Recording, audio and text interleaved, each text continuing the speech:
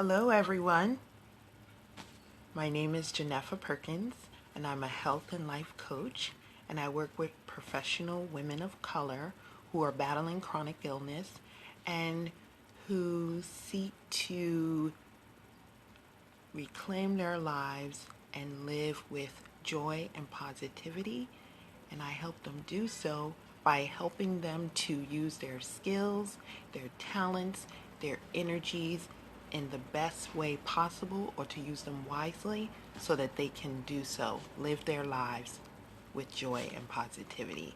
So I'm happy to be here and share with you all, continuing with my series on how to deal with chronic illness and deal with those difficult family relationships that comes with meeting, or that comes with big family gatherings, especially at this time of the year. So how do we deal with our chronic illness and deal with difficult family relationships that can cause anxiety and stress?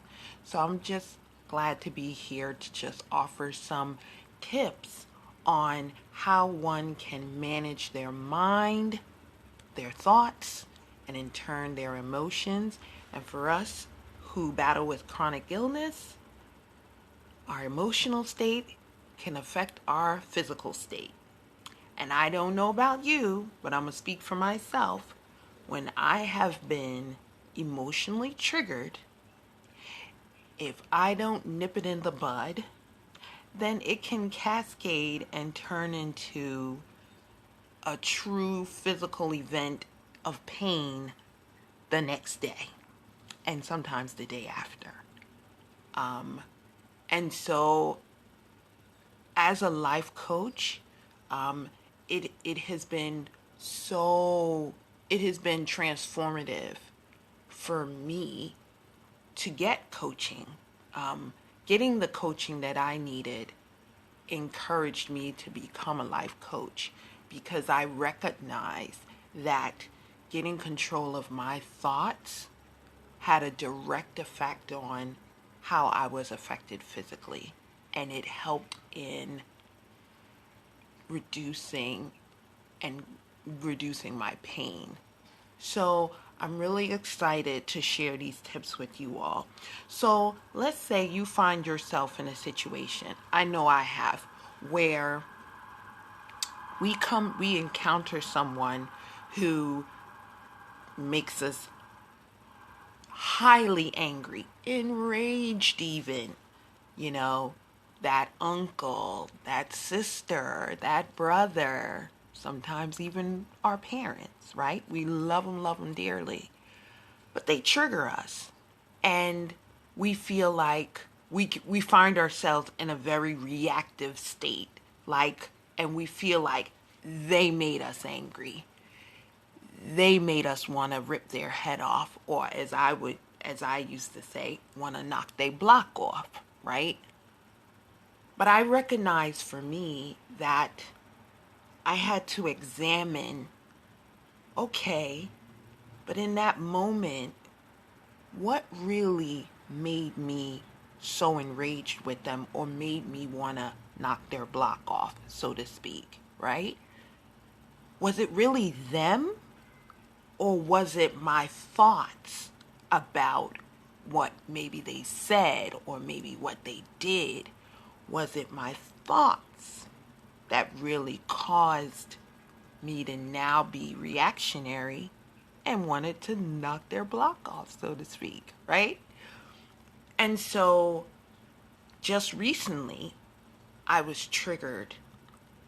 And with the tools that I have learned in getting coaching, I was able to nip it in the bud and not be reactionary and not go internally, because I did not have a face-to-face with this person, but just seeing them and hearing them made me begin to go to a place in my mind. But I was able to bring it down in a matter of an hour or two, within 2 hours, to kind of go through the process that I'm going to talk to you all about and get my emotions under control and decide what I was going to choose to think about it. And the thoughts that my brain offered me, I can decide, and so can you, what you will choose to believe, what you will choose to think even. But let me go back. So I was triggered, and I was feeling all of these feelings. I haven't seen this person in a very long time. Let me say that. But seeing this person brought back emotions and feelings, and it caused me anxiety and really sadness, because I had to think about how this person and their spouse was not as much of a friend to me as I would have liked. And those were my thoughts. Those were my thoughts. And those thoughts that I had made me sad. So what I did to first feel it, allow myself. So the first thing I did, because I'm talking you through how I coached myself and got myself through what I was feeling. So I instantly was feeling this sense of sadness and hurt. And I was feeling it in my chest. And so the first thing that I did was deep breathe. And I deep breathe.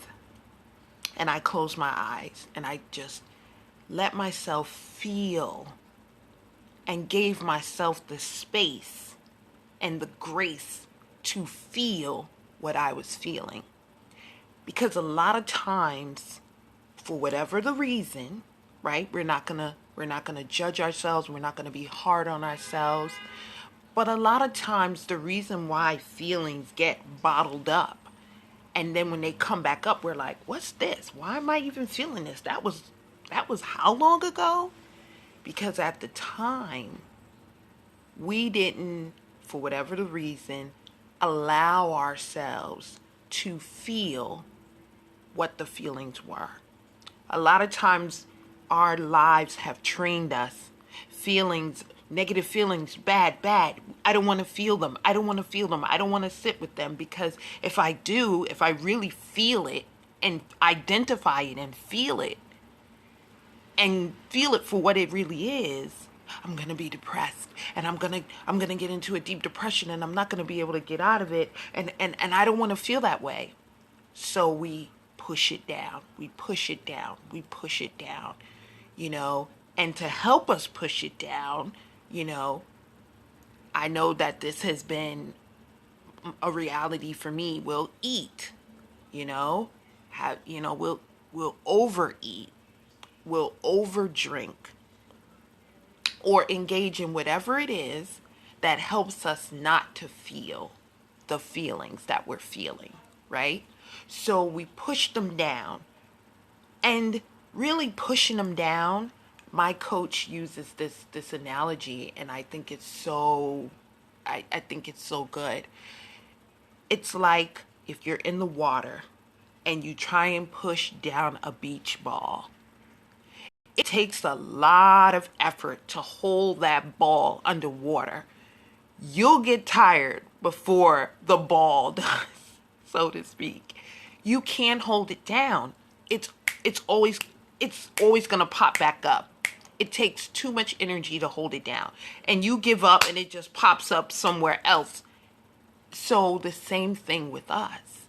With those feelings, we push them down.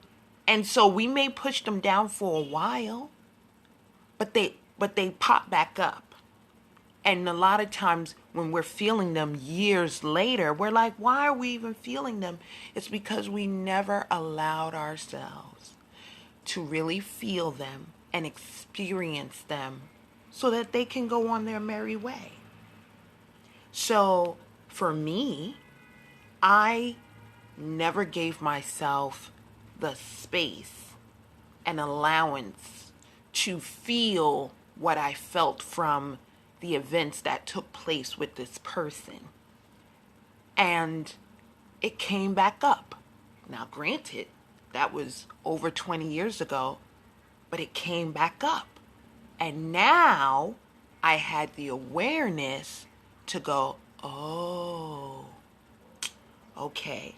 So when it first came up, I allowed myself to feel the feelings and just be still and feel them and experience them, breathe, soothe my nervous system, calm myself down so that now I could do the next step, which is identify what it is that you're feeling, where it is in your body that you're feeling it.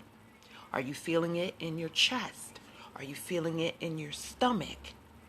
Breathe, feel it. And then if you don't, in my case, I knew it was sadness I was feeling. But if you don't know what it is, take a moment, breathe, and just ask yourself, what is it am I feeling?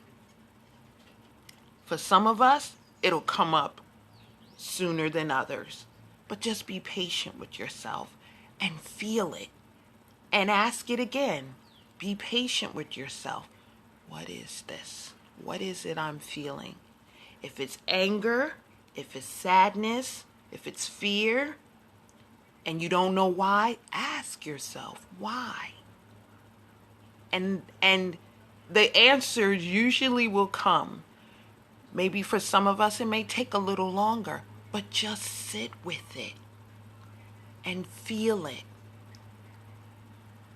Those feelings are coming up because they come from thoughts you've had. And that's where our emotions come from. They come from our thoughts. Our brain, our beautiful, beautiful brain, its main job is to protect us. Its main job is to protect us at all costs.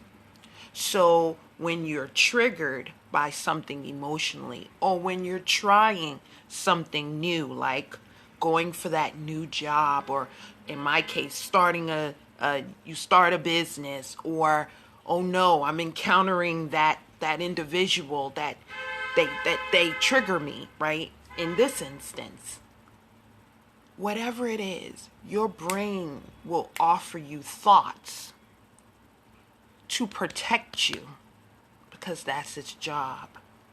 But what you can do in that moment is decide. So by soothing your nervous system, breathing, feeling those feelings, identifying what it is that you're feeling, after you've soothed your nervous system, calmed down, then you can now address, you've calmed down enough to decide how you want to show up, how you want to respond, and respond out of power and not reacting. Because a lot of times, you may, and naturally understood, you want to cuss that person out, or you want to scream, or you want to yell, or you want to throw something. All of us react in different ways, right? But doing what I'm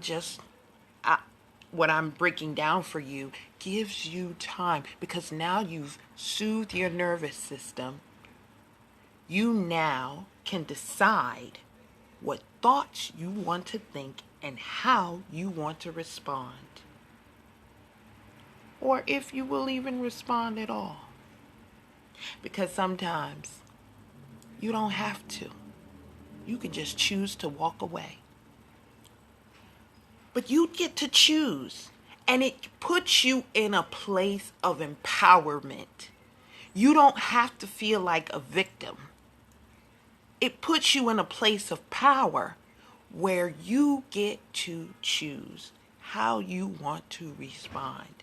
Now, the way I'm breaking it down, right, it may seem easier said than done, and I totally understand that. It is a skill. What I'm saying is it's a skill that you can learn, you can acquire, and get very good at if you choose to.